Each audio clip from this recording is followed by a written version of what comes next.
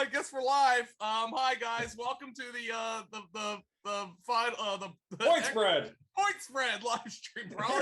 We'll get it by Super Bowl. Yeah, we'll get it right by the Super Bowl. If at this point, I don't fucking know what to talk about. That's Tom Brolley. I'm Joe Dolan. Tom, we've got like 3 games to talk about because everything's off the board.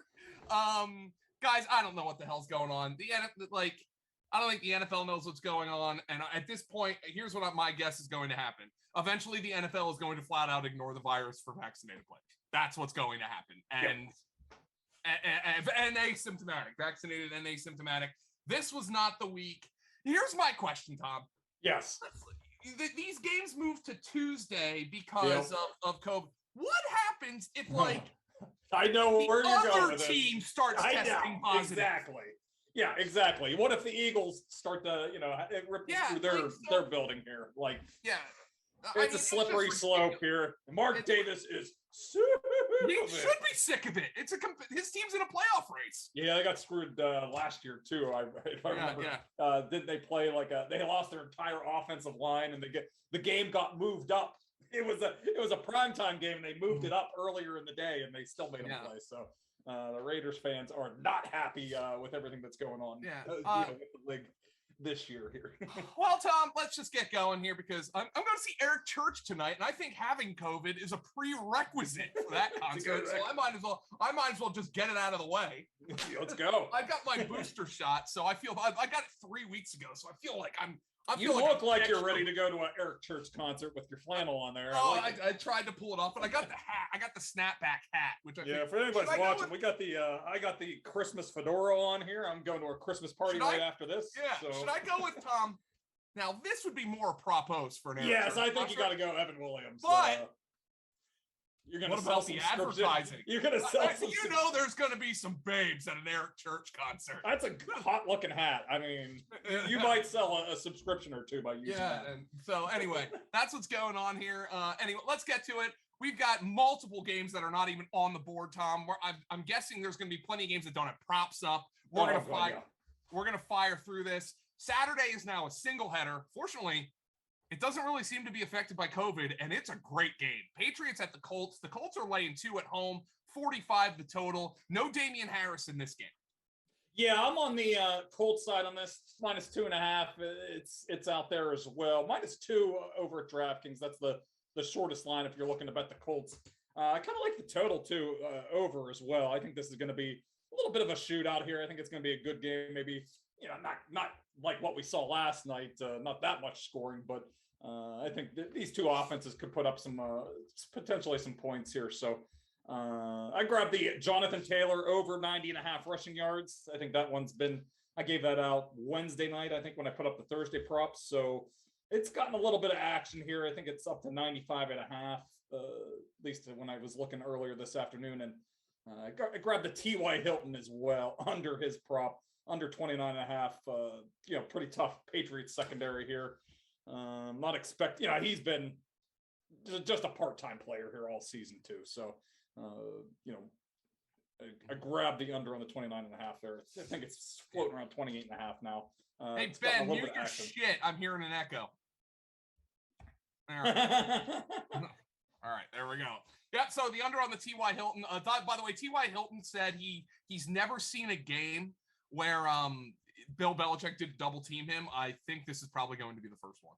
Yeah, so congratulations, T.Y. He's not the focus of the offense anymore. They're going to try to give Jonathan Taylor more, maybe they might invite it, kind of take out the passing game, but we'll see how it plays out. It's going to be a fun little chess match either way. Patriots have been gashed all year on the ground here. That's why I still like Jonathan Taylor over 90.5. He's going to be the focal point for them to try to eliminate, but I still think he's going to get his in this matchup. It's still an easier defense to run against them. For sure, Belichick is going to want Wentz to have to beat him like that. I mean, when in 4 of their Colts' last 5 wins, Tom, 4 of their last 5 wins, Wentz has thrown for under 200 yards, and the other one, it was the Jets. Yeah, I mean, they've been able to jump on teams and just ride them out, just submit them there. So they'll try to do the same thing here, but they're going to have to make some play. This is going to this should be a little bit of a back and forth. That's also why I like the over here. I think it's going to be a little bit of a back and forth between both teams here. So, yeah, we'd like the Colts side a little bit. I don't feel very strongly on the side in this game, but I've been riding the Patriots all during their winning streak here. I think I've been on their side here for 6 or 7 straight weeks here. So this is the first time I'm jumping off here, which has me a little bit nervous the way the Patriots are playing right now. Let's go to the Cowboys at the Giants. The Cowboys are laying 11 on the road. The Giants are a COVID team, but they don't get postponed here. 44 is the total. It's going to be Mike Glennon, Tom, but multiple reports out there this week suggesting Mike Glennon is going to get benched at some point for Jake Fromm. I'd be running to the window to get the under on Mike Glennon at 197.5. And I did. I got it when it was 198. Getting a little bit. He's been under that number in 2 full contests here the last 2 weeks as well. So even with the threat of if he gets off to a couple 3 and outs to start the game, maybe we see Jake Fromm come in. So he has put up a little bit of production in garbage time. A little bit worried about that, but has gone under that number, each of the last 2 starts here. So, and that the way that it's not firing all cylinders right now for the Cowboys offense here with Dak Prescott, but that defense is starting to play really strong, and they ate Tyler Heineke alive there last week. So not feeling not too eager to jump on any overs on Mike Glennon props right now. Yeah. So by the way, Bovada has been down for over a full day. What? Uh-oh. Did they had a failed update. Oh my God. Could you imagine? Good thing my balance is pretty low because jeez. Oh my gosh, that would be frightening. Yeah. Anything else here, Tom? Because the only receiving props or rushing props I see here is for CeeDee Lamb and Dalton Schultz. So yeah, it's a limited marketplace. There's nothing really out there. I think they're probably kind of waiting on Pollard news, see what exactly he's going to do. The Giants receiving core, who the hell knows?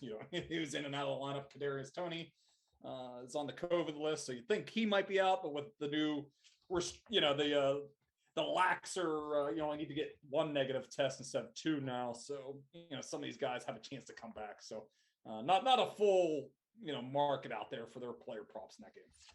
Houston at Jacksonville. Jacksonville's laying 5 at home, 39.5 the total. Tom, this line went in the Jaguars' direction significantly after Urban Meyer got fired. Yeah, this is one I gave out the Texans early in the week. I was like, shit, if Urban Meyer is going to be, these guys have quit on him already. And of course he, kicks Josh Lambo. Lambo says, is going to whistle blow on his coach there because he's, throwing everybody else under the bus. And, then they end up firing him here, and the point spread goes in the Jaguars' favor. So I think I had the right read on it, but it did not work out in my favor. I can't remember, Bobby Petrino quit. Have we ever had a first-year coach that's been fired before the end of the season? Bobby Petrino quit. Yeah. Before the end of the season. Before the end of his first year. I can't think of one. Like, just very, very, very rare if it has happened. I can't think of a situation off the top of my head, but I was expecting Urban to coach the remainder of the season.